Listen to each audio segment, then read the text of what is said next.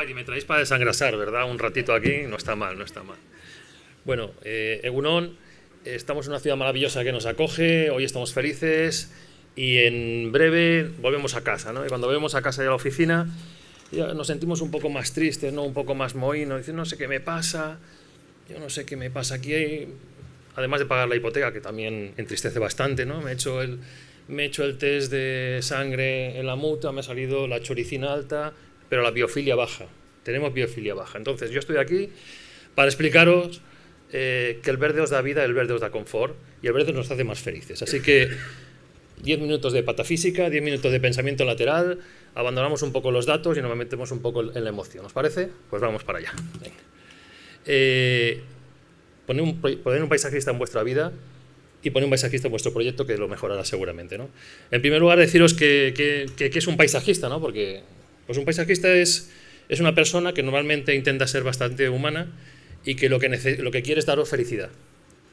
Felicidad a través del confort, es decir, que estéis más cómodos, que vuestra vida sea mucho más agradable porque lo que tenéis al lado es mucho mejor, es mucho más verde y funciona en esa parte biofílica mucho mejor con vuestro cuerpo y con vuestra mente, ¿no? ¿Y para quién trabaja un paisajista? Pues un paisajista trabaja para todo el mundo, para todo aquel que tenga un proyecto, desde el arquitecto al último constructor, para todos aquellos.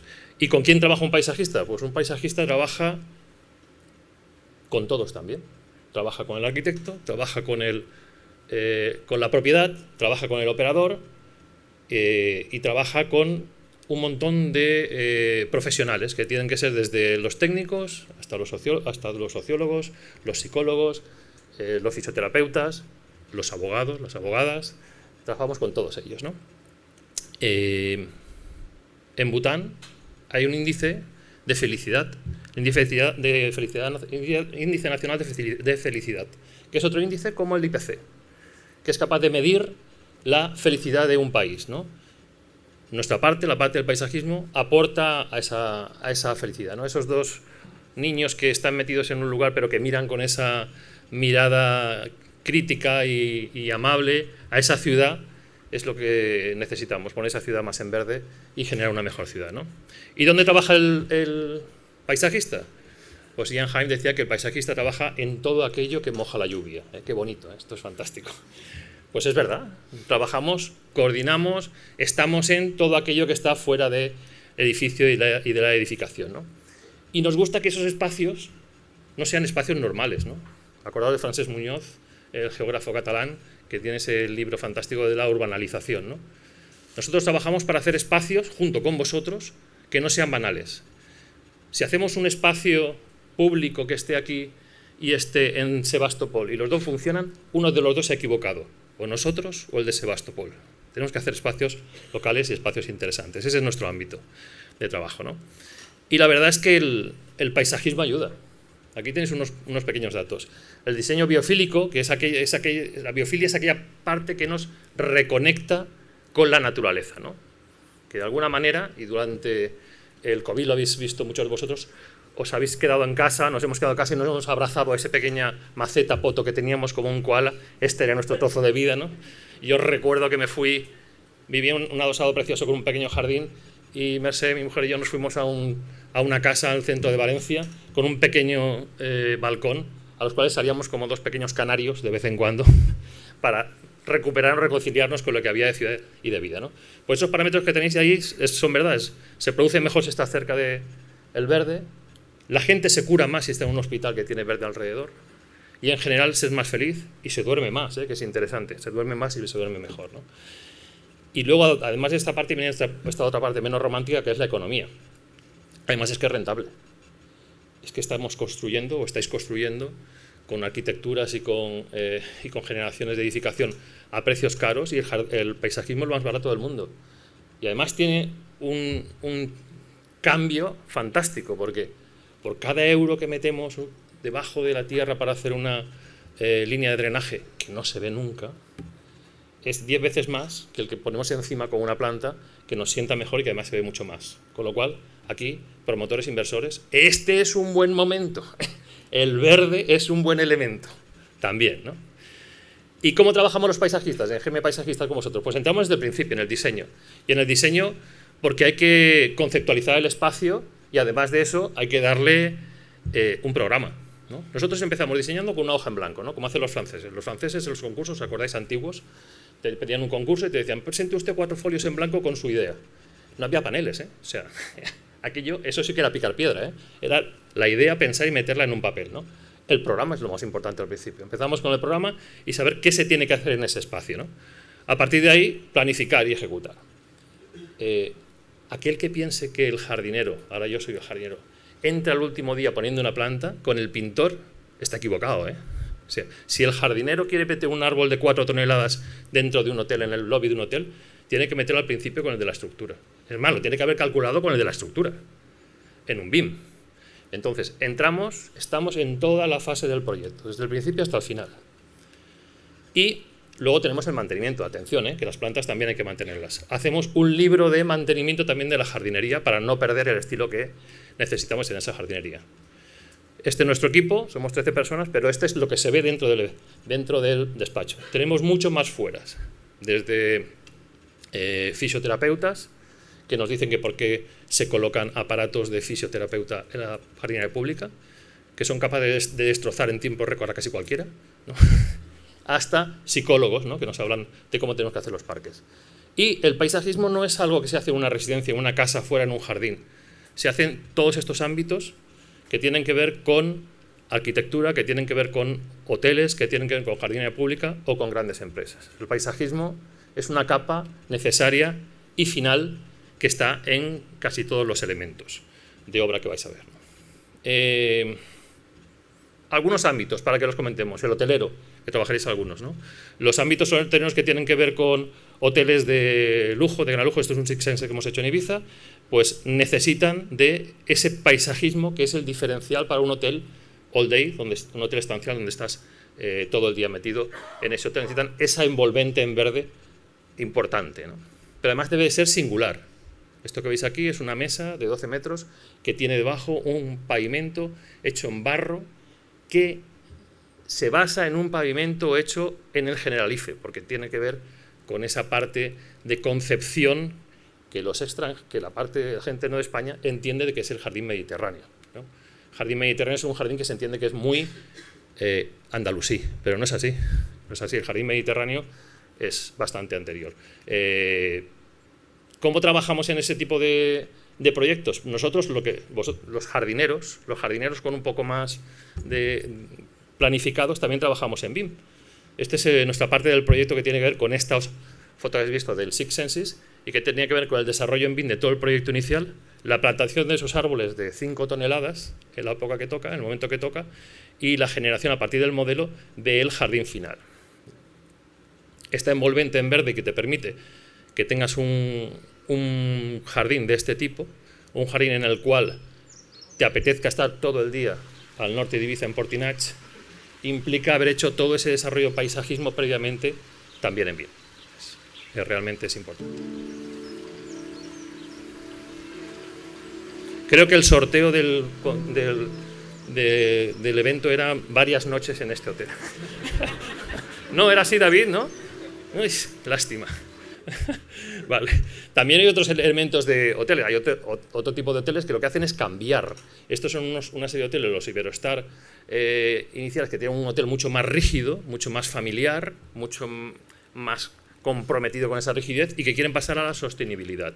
Y hay todo un estudio y todo un discurso por parte de los paisajistas en ese cambio de paradigma en llevar un hotel muy funcional a un hotel que sea sostenible, ¿no?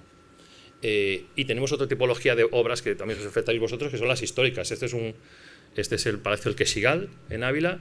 Es un palacio del siglo XVI. Aquí es donde Felipe II, cuando venía de Portugal y se iba al Escorial, como no había AVE, se paraba aquí 15 o 20 días, ¿no? Y es un sitio fantástico donde se concita la nobleza, el clero y la agricultura. Un sitio fantástico para visitar. Pues requiere de un paisajismo que sea específico y local, como casi todas las obras. Además que tenga unas soluciones hechas en BIM, pero que sean como mínimo escalables, donde cuando tú entres en una habitación, vayas solo, tengas una tipología de habitación y el paisajismo, si vas con tu familia o 2 familias porque hay una boda, permita que esa tipología se cambie. solo lo podemos hacer con un desarrollo en BIM como es este de aquí, ¿no?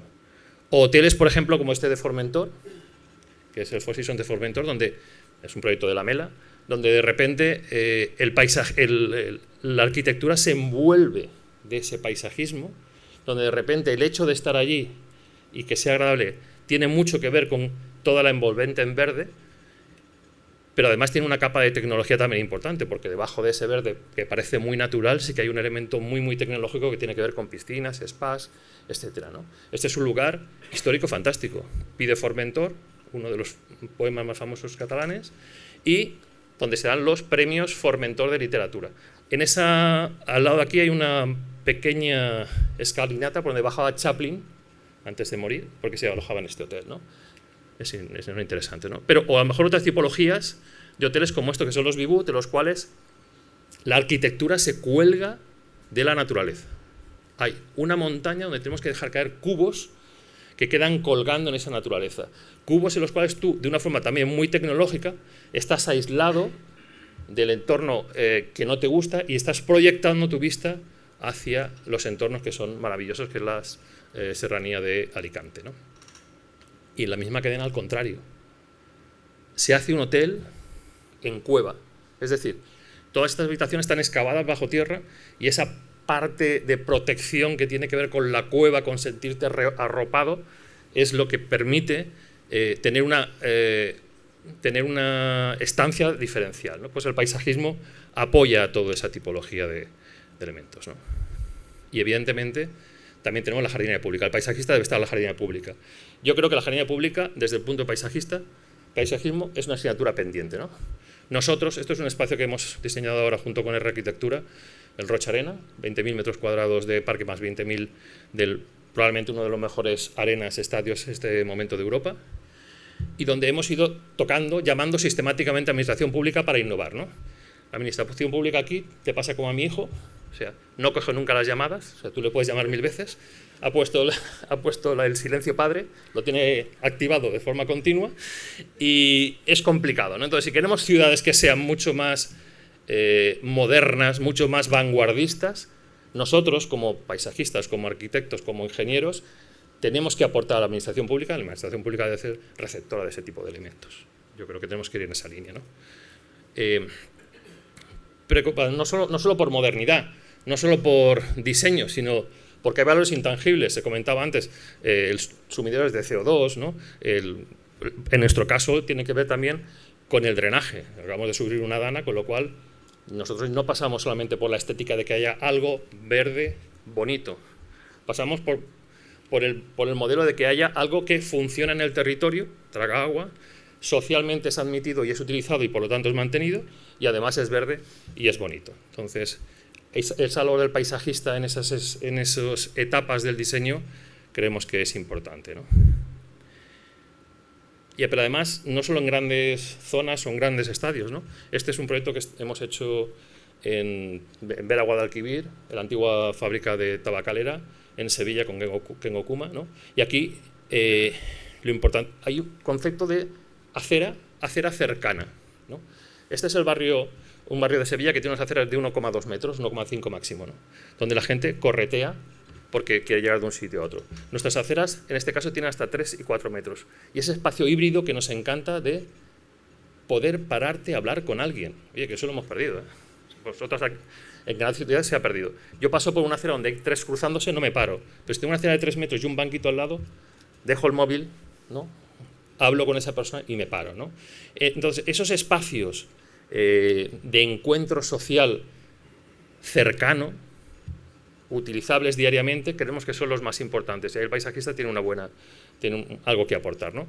Pero además, si estamos hablando de Sevilla, cuando yo me paro, necesito sombra. Y necesito sombra profunda. Es decir, sabéis que hay 2 tipos de sombra, la sombra cálida y la sombra fresca.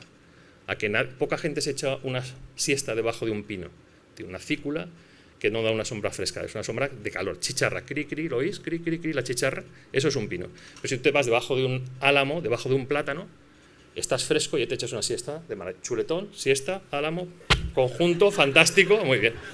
Por eso las alamedas se llaman alamedas, porque son de álamos y porque son sombrías y dan frescor. No, pues en Sevilla nos pasa igual. En esas aceras que hemos generado, ese híbrido de acera-me paro y hablo, trae problemas también porque acera-me paro y hablo, necesitamos poner un nivel de sombra de arbolado muy profunda, ¿no? La sombra de este arbolado puede bajar entre 1 y 5 grados la temperatura, ¿no?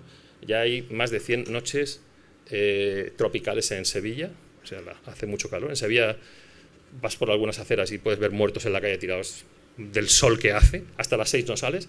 Todos estos nuevos diseños tienen que ver con una profundidad de arbolado en el cual los árboles ya no se cuentan por unidades, se cuentan por superficie de sombra proyectada, que es realmente el parámetro importante. Bajada de temperatura de asfalto entre 20 y 30 grados cuando está con el arbolado. Otra tipología de proyectos en la cual podemos estar todos. Este es Bombas Gens, es un centro de arte contemporáneo en Valencia, un edificio postindustrial, una antigua fábrica de bombas hidráulicas. Laura Ingalls, allí daba con el cubito y le daba y llenaba. Estas referencias ya me sientan mal, ¿verdad? Son demasiado antiguas, no, tengo que renovarme, vale, está claro.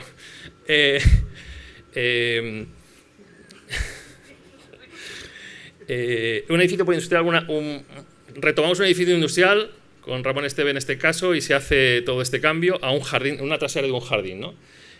Importantísimo, el espacio es ese y no es otro.